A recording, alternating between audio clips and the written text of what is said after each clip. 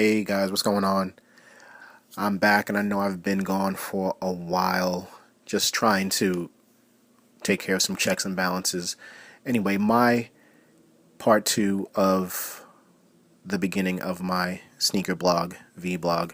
The last time we spoke, I talked a lot about, just wanting to go against the grain and get away from conventionalism and try to do things that most people considered impossible. And I think that's where you start to realize that you're on the right path when you start getting a lot of naysayers or haters sort of just, not approving of the things that you want to do because they can't see it. A wise person once told me, it's not really the no. You don't necessarily have to know how you're going to get where you have to go. It's just about the journey. And knowing that you want it more than anything else is what's going to make you succeed. So I've been buying some things and trying to set up a few things and talk to some people along with running the website, LRStudios.net. Don't forget to check it out. And also the Facebook fan page, the Twitter account. I mean, social media it's challenging in itself, especially trying to do it from a business standpoint. And I'm still learning. There is no, I guess, book on how to do this and be successful, especially since you're really trying to, or I'm trying to, build a brand from the ground up. Trying to, basically determine what LR Studios consists of and how to make that a reality. So after talking with a few mentors, them seeing the success with that I've had, okay success. It's nothing great and it's not like shocking the world or anything, but just a little traction with the website and the sneaker reviews and the followings that I have on social media and just being very involved in the sneaker community. I try to go to events, Dunk Exchange, a lot of things going on in Brooklyn, Soul Source and things like that. But just balancing that and, trying to run my own business, and working a full-time job, having a career, it's challenging and opportunistic to say the least. But I'm not complaining, and I understand that, if you want something, you have to get off your ass and make it work. You have to go and put your face out there. No one's going to sell you to anybody else. You have to do it for yourself. And once you start making a big enough, I guess, stink, then you'll start to see things come your way. So anyway, my mentor said, well, why don't you try, crowdfunding? And I thought about it and said, it's kind of risky, especially looking and seeing that a lot of crowdfunding websites don't really support small businesses. The main one, Kickstarter, doesn't do it at all. I don't know why you have people going on Kickstarter trying to raise funds for a movie. Essentially, it's the same kind of thing, but I digress. But Indiegogo has had some very successful people try to crowdfund or crowdsource, and it's been up and down. They've given webinars on what to do and what not to do, how to make it work, and I've been studying it for a while, which is why I really don't want to just jump into this and swing and miss. I've some of the things that I've decided to make for my business or my store, some shirts, some hats, wristbands, some logo things, just to get people interested in the brand. I've gotten some great feedback from. And hopefully, with this message, it will reach and attract more people. So, why start this campaign? Well, the reason why I personally feel I want to start this campaign is to grow as a global brand. Brands are synonymous with things, whether it be product, service, convenience. It's always something, even bad service.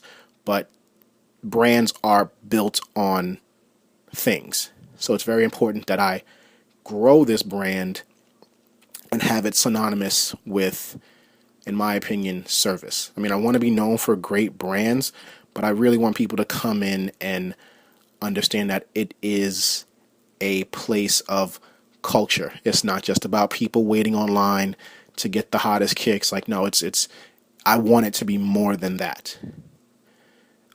The second reason, to build an audience to hold on to, elevate, and participate with.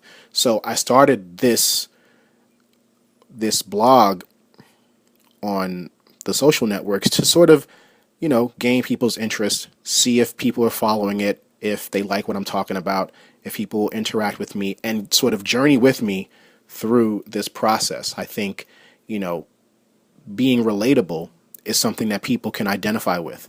And if you can relate to people, then in turn, people will want to be kinder or easier to identify with. And I think that's a great tool. Being personable and approachable is something that I think really works for me. To engage directly and, again, pique interest. It's all about piquing interest. If I can get you to turn your eyes and look at what I'm doing and hold on to that, the sky's the limit. I just need to make a big enough boom, and hopefully I can do that with this. The fourth reason, to allow the human heart to explore and endeavor from its beginnings and see it grow into existence, and to empower people to fund what matters to them. Really, if you think this is important, then you will in turn help it grow. And I've done research. There is no right or wrong way to do this. I know people that have had millions of followers on YouTube and Twitter, but maybe only 1% of those million will donate to their crowdfunding or crowdsourcing. So it's really about holding on to that audience and trying to grow it from the ground up. And that's what I'm trying to do. Hopefully with this, I've touched enough people. If anybody's listening to this and, you identify with, wanting to do something but not having the courage to do it, hopefully, you can relate to my story and sort of, have the courage in yourself to not be afraid to try to do things. I think that's a lot of what holds people back, the fear of failure. Well, if I do it, could I actually be successful at doing it? And honestly, what most people don't know is that the sky's the limit on things like that. We have the ability to do whatever we want. And that's why I'm doing this. It's not about opening a boutique or a store to get rich. It's not about being rich. It's about doing something you love. It's an old, corny cliche. Whereas, if you find what you love, you don't work a day in your life. I truly believe that. And it's not that I'm not happy with my career. It's just I don't feel fulfilled. I want to do something that fulfills me and in turn helps somebody else. I've gone to my old high school and elementary schools to talk to the kids about, being independent and what the real world challenges are going to be for them when they become of age. But what I really talk about is, believing yourself and not holding back. Fear and people's negativity are what hold people back from doing great things. And, the idea from that is if you can just learn how to, I guess, filter the BS that comes, because you're going to get people that, want to sway you. It's going to come with the territory. I probably wouldn't have gotten as far as I did if I listened to every little thing that everyone has said.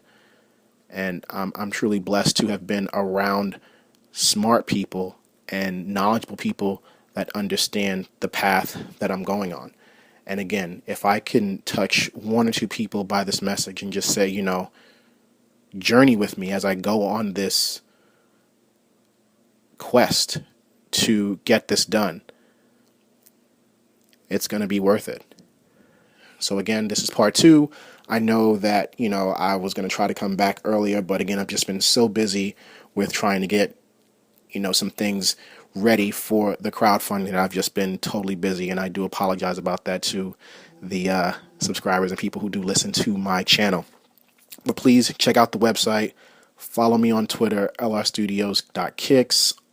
Just show your support. Every little bit counts. And stay tuned for part three. Thanks so much.